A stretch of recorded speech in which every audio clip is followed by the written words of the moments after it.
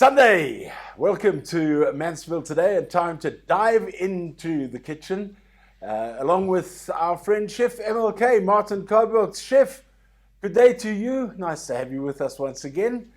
You doing well? Good day. A beautiful Sunday it is again. Yeah.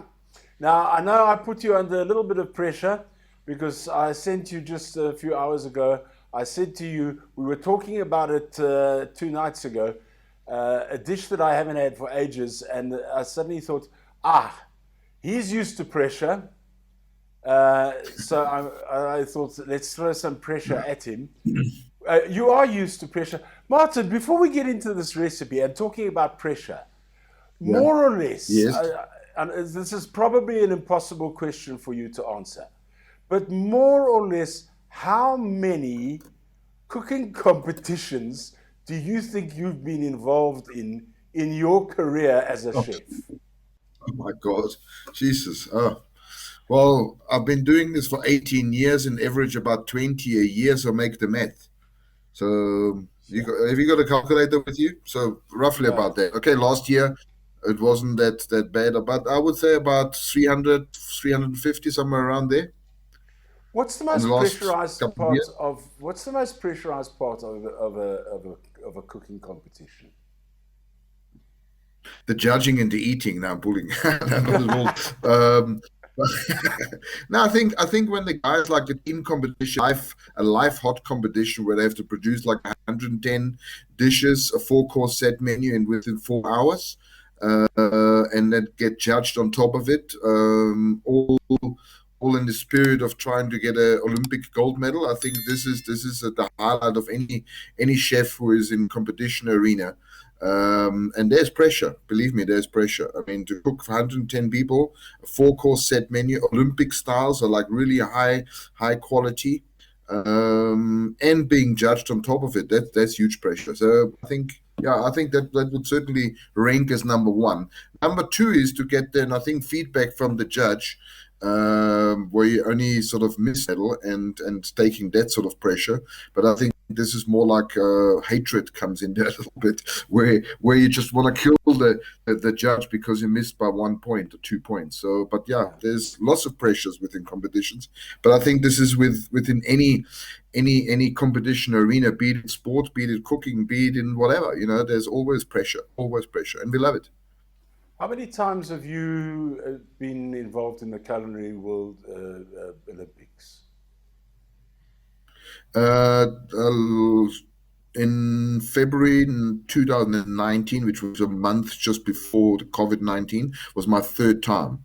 My third time that I was there invited as a judge. Yeah. Okay. Right. Mm. Now, chili con con. I don't know where this came Yes. from. It came up in conversation. I thought I haven't had that for ages, and I couldn't find the recipe for it.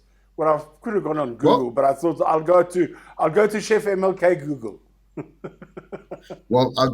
did the same. I went to Google because I know a lot of people know that, But it just says the chili con carne came from Mexico, based in Bernadillas del Castillo. The true history of the conquest of New Spain from 1568. So yeah, this is quite an Wow. ancient dish, and it's obviously been a little bit sort of modified in various regions. And the one little modification we made this time, just to make it a little bit more affordable, but also very different, we make it with chicken instead of beef. So it's going to be a chicken chili con carne. Okay, and don't worry about the ingredients and the method and all the rest of it. Just sit back, and the chef will explain it to you.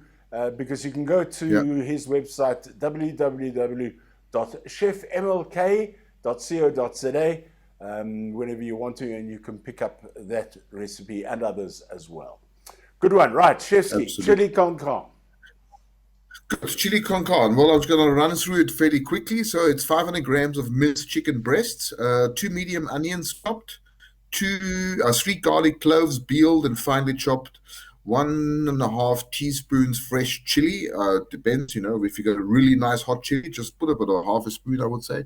I'd like it very, very nice and hot, so I'll take most probably two. 1 teaspoon of ground cumin, very important, gives it a nice little sort of that oriental flavor. 2 teaspoons of ground coriander, two tablespoons of plain flour, 150 mils of either red wine or chicken stock, 300 mils of beef stock, about 400 gram, basically a can of chopped tomatoes. If you want to use fresh tomatoes, you're very much welcome.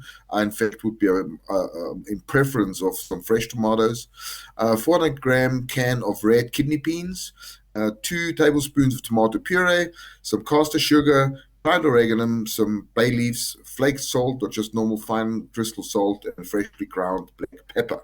So basically all you do is just take a nice big pan or a pot, heat it up about medium, and then add the onions, and then cook it together for roughly about 5 minutes until the water evaporates and starts roasting again. Then you add your garlic, then you add your fresh chili, and then, depending on how much chili you want, but as I said, I'll definitely put 2, the cumin, the coriander, and then all fry it together for 1 to 2 minutes. And then you sprinkle the flour over it, and then just stir it well before you add the liquid, otherwise you're going to get lumps.